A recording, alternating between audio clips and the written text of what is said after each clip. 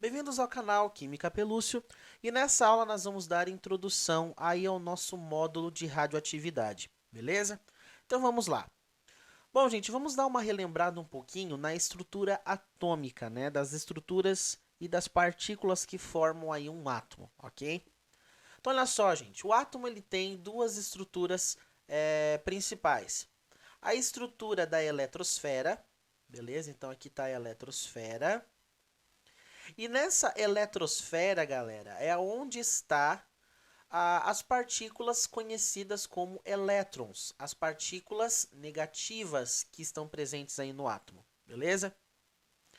Essa eletrosfera, gente, é uma região que ela não contribui muito aí para a massa do átomo, justamente porque os elétrons eles estão extremamente pequenos e são extremamente leves diante das outras partículas que estão presentes nesse átomo, certo? Então a eletrosfera, essa região, né, essas camadas, os níveis de energia, né, aonde estão esses elétrons, ok? E nós temos, gente, uma região central dentro desse átomo, que é uma região onde se concentra praticamente a massa toda, massa total do átomo. Essa região, gente, ela é extremamente pequena, ela é muito centralizada, extremamente pequena, mas também densa, justamente porque é onde estão as partículas mais pesadas desse átomo. Essa região central, nós chamamos ela de núcleo, né? O núcleo atômico, beleza? Então nós temos aqui o núcleo. E dentro desse núcleo, gente, nós temos duas partículas, que é o próton, partícula positiva, certo? E os nêutrons, que são as partículas, que como o próprio nome diz, né? Partículas sem carga, beleza? Então, gente, a estrutura, saber a estrutura de um átomo, às vezes estudando de início ali, não nos leva a pensar o quanto essas estruturas dão uma repercussão tremenda nos estudos da química. Porque nós estamos acostumados a estudar o quê? As reações, as transformações de uma substância se transformando em outra. Praticamente a química vai estudar é, praticamente é esse o objeto de estudo da química, né? As reações químicas, uma substância se transformando em outra. Só que se a gente for pensar da onde que vem essas transformações, uma substância se transformando em outra, nada mais é do que um rearranjo de ligações químicas. Você lembra que as ligações químicas, a lá, iônica, metálica, covalente, todas elas envolviam quais partículas? Qual partícula aqui da estrutura atômica? Os elétrons. Então aqui, gente, os elétrons, eles são o protagonista praticamente da química inteira. Porque quando uma substância se transforma em outra, envolve processos de ligações químicas. Os processos que envolvem a interação entre os elétrons de um átomo. Então a gente viu que uma ligação iônica, por exemplo, é o quê? Nada mais é do que a transferência de elétrons. Um átomo doa elétrons e o outro átomo recebe elétrons. A ligação covalente é o compartilhamento de elétrons. Um átomo compartilha os seus elétrons com outro átomo, certo? A ligação metálica é aquele mar de elétrons, né? Um monte de átomos metálicos e cátions mergulhados numa nuvem, né? Mergulhados num mar de elétrons. Então você percebe que as ligações químicas que formam as substâncias, elas estão extremamente ligadas ao quê? Ao elétron. Então, praticamente, gente, a química, todas as reações químicas, elas se concentram praticamente nessa estrutura do átomo, que é a eletrosfera. Então, praticamente aqui a gente passa a química toda no ensino médio, falando de reações, e praticamente é a estrutura da eletrosfera que a gente estuda, certo? Então, entre a eletrosfera e núcleo, a gente passa quase o ensino médio inteiro falando das estruturas que envolvem as relações entre os elétrons. As mudanças de uma substância em outra envolvem mudanças de ligações, que são praticamente interações entre os elétrons. Só que o núcleo ele também tem a sua importância. E é nesse módulo, dentro da radioatividade, que nós vamos estudar esse núcleo.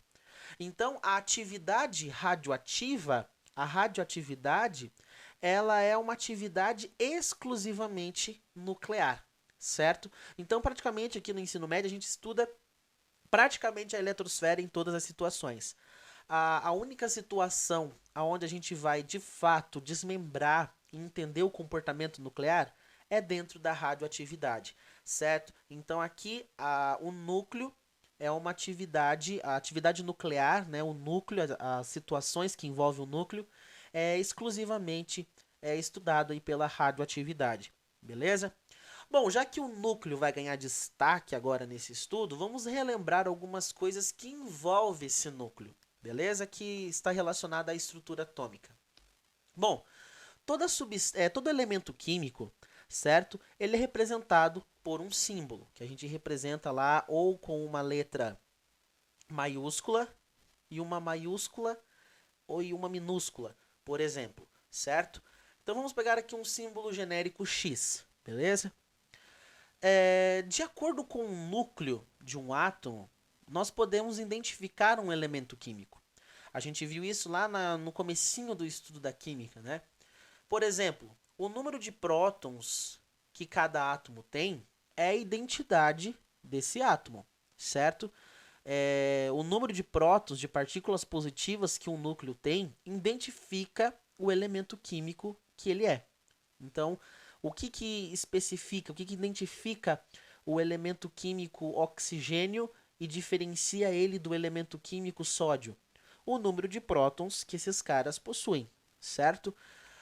E o número de prótons, ele é tão importante que nós chamamos ele de número atômico, né? Um número atômico representado pela letra Z, que é a identificação de um elemento químico. E num símbolo, a gente representa esse número atômico na parte de baixo, certo? Então, aqui na parte de baixo. E o nêutron, aonde que se encaixa nessa situação?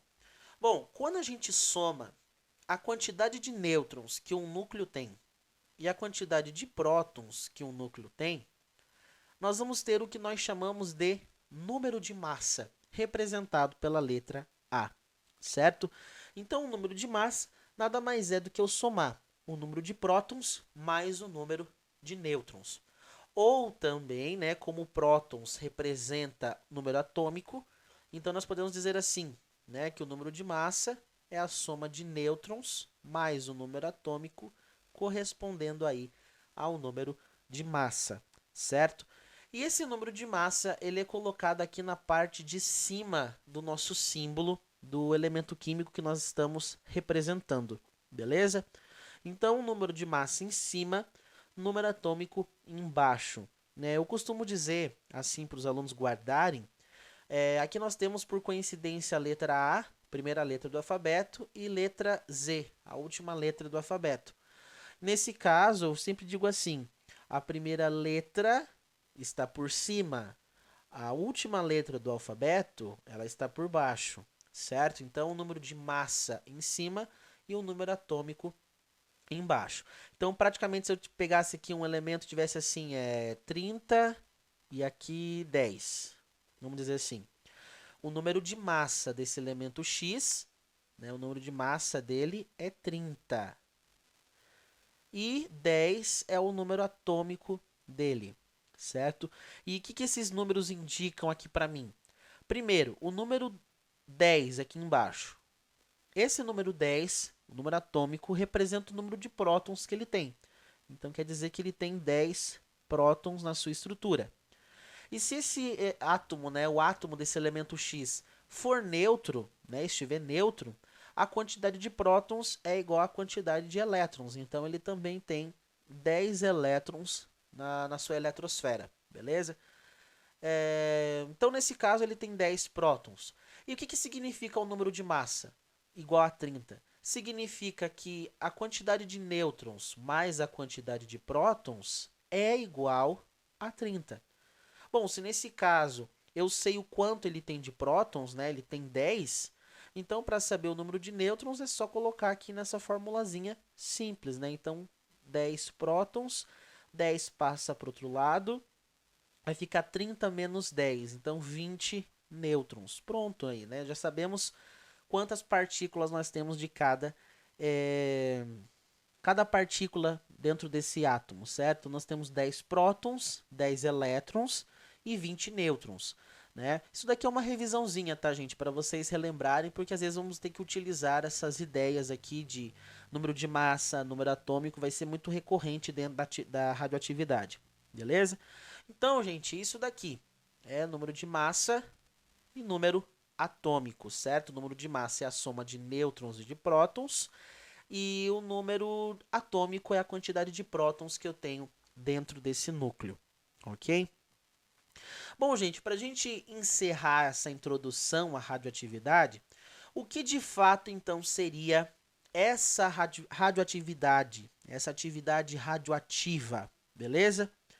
Bom, gente, um núcleo de um átomo aí na natureza, ele pode ter instabilidade, ele pode ser instável. Professor, o que é algo instável? Deixa eu desenhar um núcleozinho aqui para você entender, certo?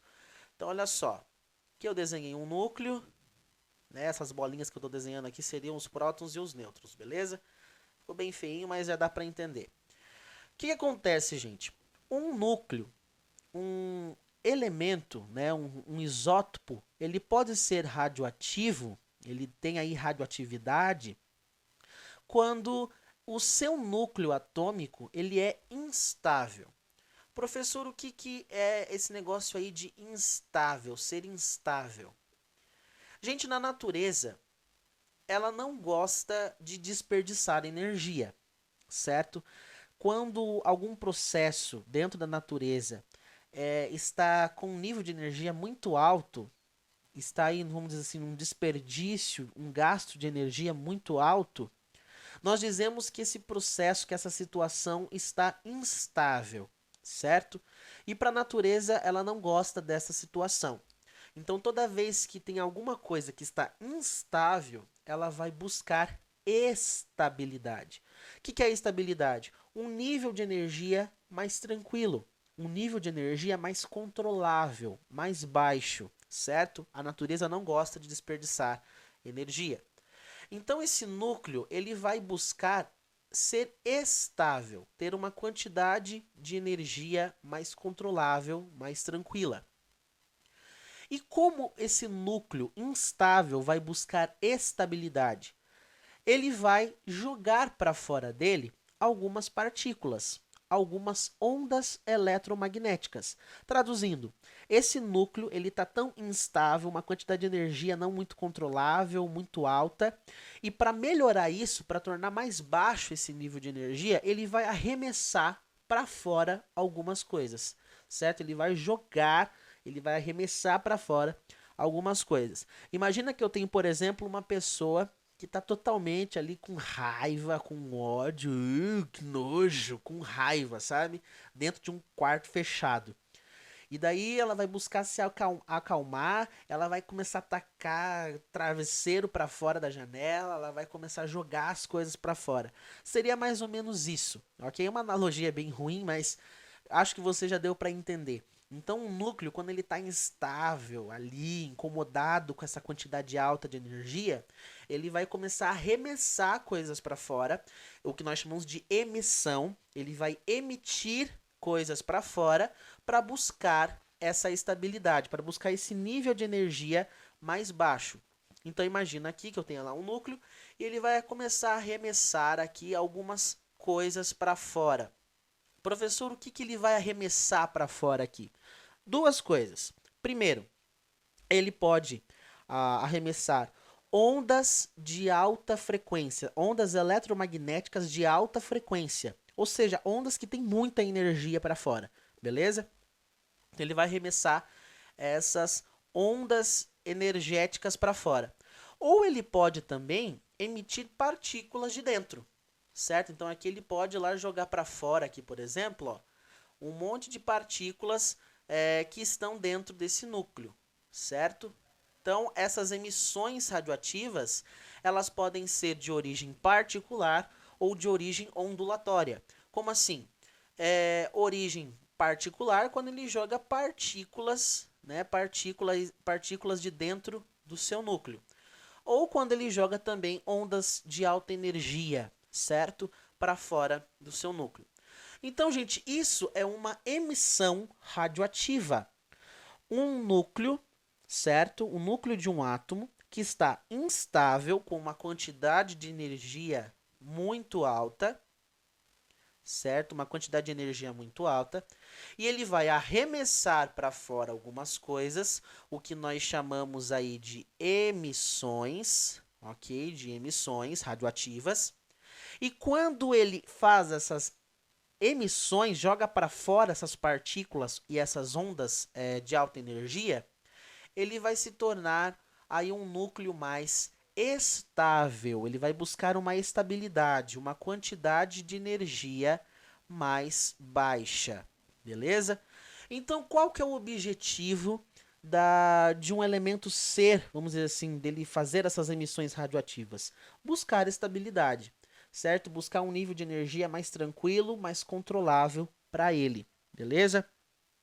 E, gente, nós chamamos, né, os elementos que têm essa radioatividade, têm essa atividade radioativa, de radioisótopos, certo? Então, nós chamamos aqui de radioisótopos. Isótopos.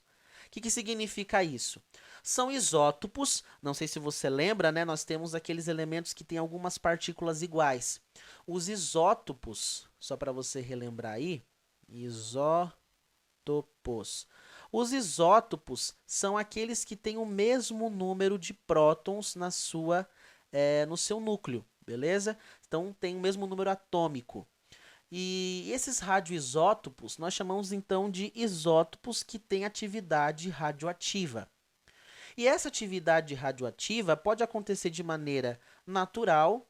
Existem os radioisótopos naturais que tem na natureza mesmo, eles emitem, eles jogam para fora naturalmente, certo? E nós temos os radioisótopos sintéticos, que são aqueles que são, vamos dizer assim, fabricados em laboratório, são sintetizados em laboratório, ok? Então, toda vez que nós lidamos com um núcleo radioativo, nós chamamos ele de radioisótopo, um isótopo que tem atividade radioativa, certo? Bom, gente, espero que você tenha entendido essa introdução à radioatividade, beleza? E na próxima aula nós vamos começar a desmembrar um pouco mais esse núcleo e entender um pouco mais dessa radioatividade, beleza? Então, gente, é exatamente isso. Radioatividade nada mais é do que um núcleo instável buscando estabilidade, arremessando coisas para fora, certo? Fazendo emissões, beleza? Então acompanhe a nossa próxima aula.